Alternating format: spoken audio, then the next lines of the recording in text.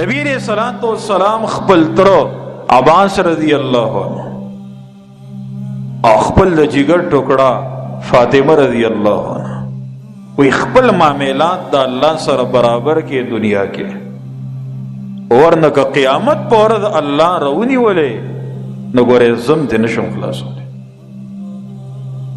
خپل عمل بخلاصي سو کوئی پیر به می خلاصي او سو کوئی فقیر به می خلاصي او سو کوئی منجور به می خلاصي او سو کوئی ولی الله به می خلاصي تاسو پته را تاسو پیژنئ تا پیژنئ ما من شفیع الا من بعد اذنه تو اخلاصی بمی دا قیامت رزدا کب خونه دی دا قیامت رزدا یوم یفر المرء من اخیه و امه و ابیه و صاحبته و بنیه لکل امرئ منهم یومئذ شأن یغنیه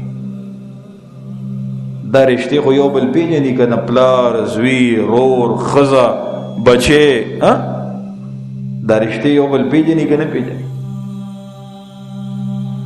دا قیامت پورت با یو بل نتختی پلار با دا زوی نتختی زوی با دا پلار نتختی خزا و خاون با دا یو بل نتختی ملگری اور رشتہ داران با دا یو بل نتختی اب دسی ورس خونا ما من شفیع الا من بعد اذنه نشترے سو خلاص ان کے سو شفارس کو ان کے مگر پس د اجازت د اللہ چی قیامت بئی خدا اللہ نے سو پزور خلاص ان کی بنی ولی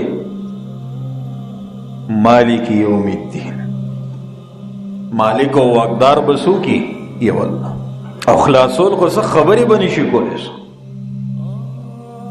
او اثبات د شفاعت اذنی وکړو چې پس د اجازت د الله نه شفارز بکیږي خدای خپل شرایط یو چې کیږي با خو پس د شفاعت کبرا نه مشهور حدیث قیامت چې وته چې خلق به تنگ شي آدم علیہ السلام له بلړ شي بیا به نوح علیہ السلام له ابراهیم علیہ السلام یو پیغمبر حتی کہ نبی علیہ السلام له براشي نبی علیہ السلام فرمای زبد الله د عرش د لاندې سجدو لګو آغا کلمات او حمد و ثنا به ویم چې مال اوس نه راشي الله به مال په زړه کې واچي او ما تب الله رب العزت او فرمای ارفع رأسك یا محمد سلطوتا اے محمد صلی اللہ علیہ وسلم خپل سر مبارک د سجدے نه راپورته کا سوال کوا ستا سوال با قبلولی شي تا ته درکولی شي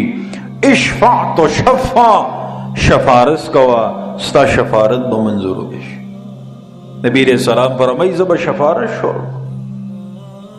یو دا چې پس د شفاعت کبرانا او بیا وروسته به شفاعت صغرا واړه شفارت لوی شفارت به څوک کوي نبی علیہ السلام لکه څوک به د الله مخې ته نشي ورتلی د قیامت ورځ دویم چې الله اجازت وکړي دریم چې دا شافع په خپله بچ یعنی کوم شفارت کوونکی دی که نه چې هغه په خپله بچ شوي وي چې هغه بچ شي نو الله ورته اجازت به وکړي چې ما ته دونه خلکو دپاره شفارت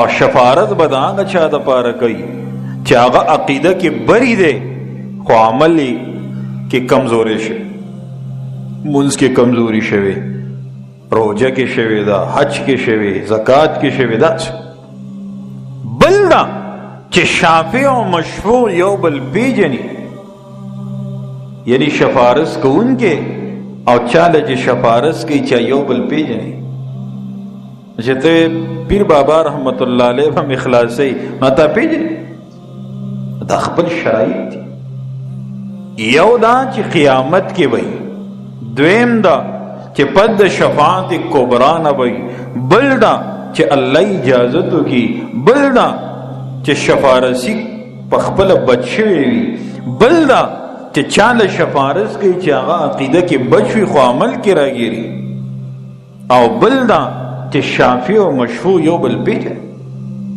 د 15 شپږ شرایط دا دغه نه ده چې بد د چا خوښي به شفاعت وکړي او بل به بوځي جنت. دا څه ګپ دی؟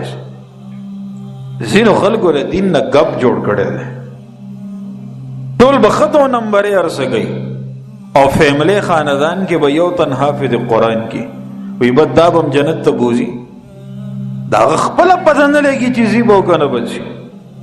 او 10 کسان به جنت ته بوځي او بس که حافظ قرآن ارسه کوي بیا نو څوک د څه نه وایي.